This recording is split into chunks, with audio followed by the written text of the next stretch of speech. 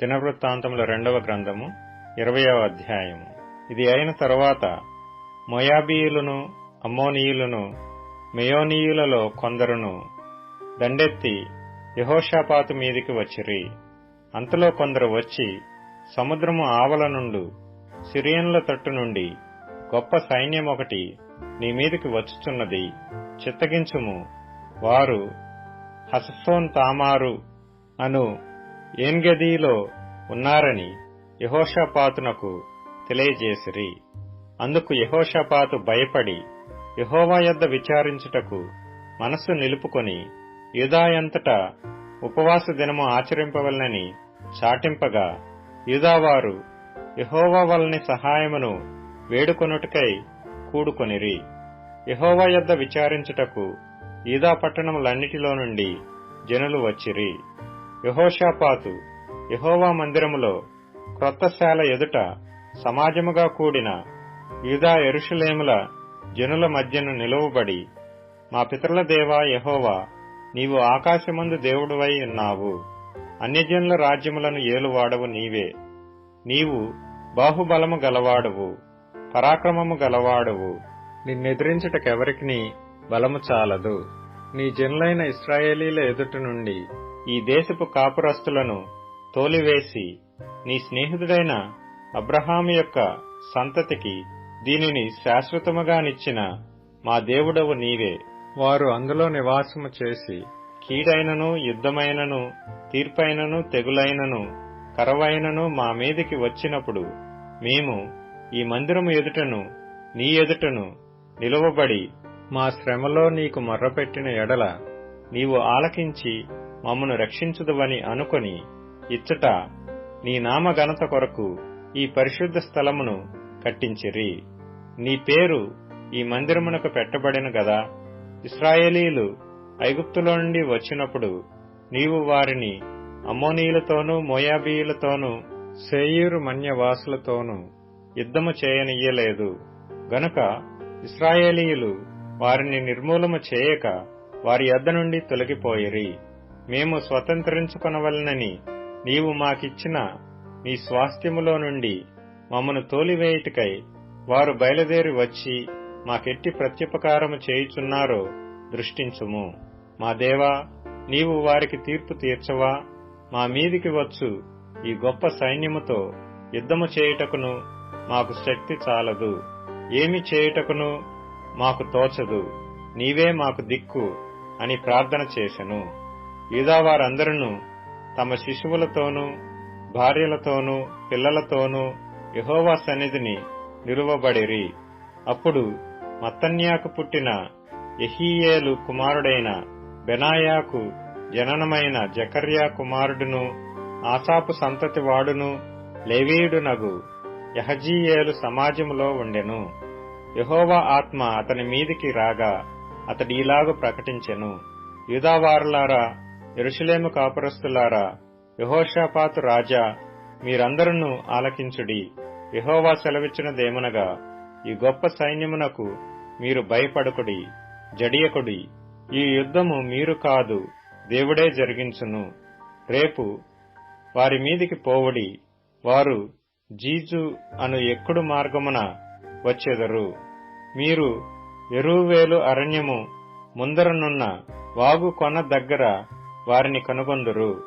ఈ యుద్ధములో మీరు పోట్లాడవలసిన నిమిత్తము లేదు. యూదావారులారా, యెరూషలేము వారులారా, మీరు యుద్ధ పంక్తులు తీర్చి నిలువబడి మీతో కూడానున్న యెహోవా దయచేయు రక్షణను మీరు చూచెదరు. భయపడకుడి, జడియకుడి. రేపు వారి మీదికి పోవుడి. యెహోవా మీతో కూడా ఉండును. అప్పుడు యెహోషాపాతు సాష్టాంగ నమస్కారము చేసెను. యూదావారును, యెరూషలేము కాపురస్తులను యెహోవా సన్నిధిని సాగిలపడి నమస్కరించిరి. కహాతీయుల సంతతి వారును, కోరహీయుల సంతతి వారునగు లేవీయులు నిలువబడి గొప్ప శబ్దముతో ఇశ్రాయేలీల దేవుడైన యెహోవాను స్తుతించిరి. అంతట వారు ఉదయముననే లేచి తెకోవా అరణ్యమునకు పోయిరి. వారు పోవుచుండగా యెహోషాపాతు నిలువబడి, యూదావారులారా, యెరూషలేము కాపురస్తులారా, నా మాట వినుడి. మీ దేవుడైన యెహోవాను నమ్ముకొనుడి. అప్పుడు మీరు స్థిరపరచబడుదురు. ఆయన ప్రవక్తలను నమ్ముకొనడి, అప్పుడు మీరు కృతార్థులగుదురని చెప్పెను. మరియు అతడు జనులను హెచ్చరిక చేసిన తరువాత యెహోవాను స్తుతించుటకు గాయకులను ఏర్పరిచి, వారు పరిశుద్ధాలంకారములు ధరించి సైన్యము ముందర నడుచుచు యెహోవా కృప నిరంతరముండును, ఆయనను స్తుతించుడి అని స్తోత్రము చేయుటకు వారిని నియమించెను. వారు పాడుటకును స్తుతించుటకును మొదలు పెట్టగా, యెహోవా యూదావారి మీదికి వచ్చిన అమ్మోనీయుల మీదను, మోయాబీయుల మీదను, శేయీరు మన్యవాసుల మీదను మాటుగాండ్రను పెట్టెను గనుక వారు హతులైరి. అమ్మోనీయులను, మోయాబీయులను, శేయీరు మన్య నివాసులను బొత్తిగా చంపి నిర్మూలము చేయవలనని పొంచియుండి వారి మీద పడిరి. వారు శేయీరు కాపురస్తులను కడముట్టించిన తరువాత తమలో ఒకరినొకరు చంపుకొనుటకు మొదలుపెట్టిరి. యూదావారు అరణ్యమందున్న కాపరుల దుర్గము దగ్గరకు వచ్చి సైన్యము తట్టు చూడగా వారు శవములై నేలపడియుండిరి, ఒకడునూ తప్పించుకొనలేదు. యెహోషాపాతును అతని జనులను వారి వస్తువులను దోచుకొనుటకు దగ్గరకు రాగా ఆ శవముల యొద్ద విస్తారమైన ధనమును ప్రశస్తమైన నగలును కనబడెను. వారు తమకిష్టమైనంత మట్టుకు తీసుకొని తాము కొనిపోగలిగినంత కంటే ఎక్కువగా ఒలుచుకొనిరి. కొల్లసొమ్ము అతి విస్తారమైనందున దానిని కూర్చుటకు 3 దినములు పట్టెను. 4వ దినమున వారు బెరాకా లోయలో కూడిరి. అక్కడ వారు యెహోవాకు కృతజ్ఞతాస్తుతులు చెల్లించినందున నేటి వరకును ఆ చోటికి బెరాకా లోయ అని పేరు. ఈలాగున యెహోవా వారి శత్రువుల మీద వారికి జయము అనుగ్రహించి వారిని సంతోషపరిచిన గనుక యెరూషలేమునకు ఉత్సవముతో మరలవలెనని యూదావారును యెరూషలేము వారును వారందరికీ ముందు యెహోషాపాతును సాగి వెళ్లిరి. వారు యెరూషలేములోనున్న యెహోవా మందిరమునకు స్వరమండలములను సితారాలను వాయించుచు బూరలు ఊదుచూ వచ్చిరి.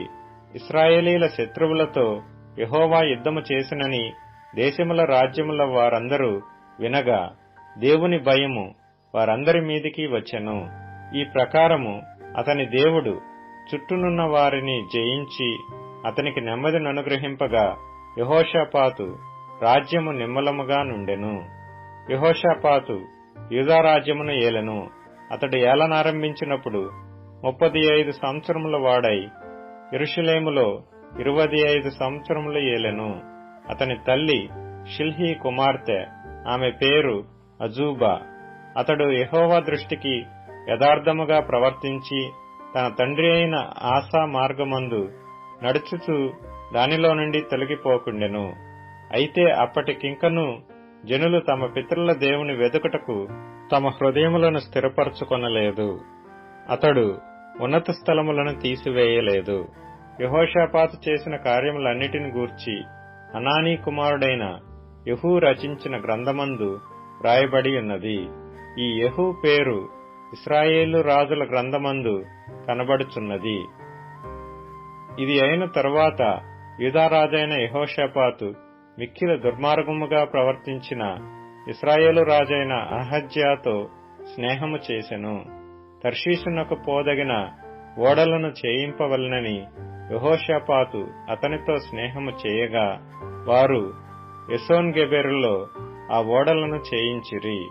అప్పుడు మారేషా వాడును దోదావాహు కుమారుడునగు ఎలీయేజరు, నీవు అహజ్యాతో స్నేహము చేసుకొంటివి గనుక యెహోవా నీ పనులను భంగము చేయునని యెహోషాపాతు మీద ప్రవచనమొకటి చెప్పెను.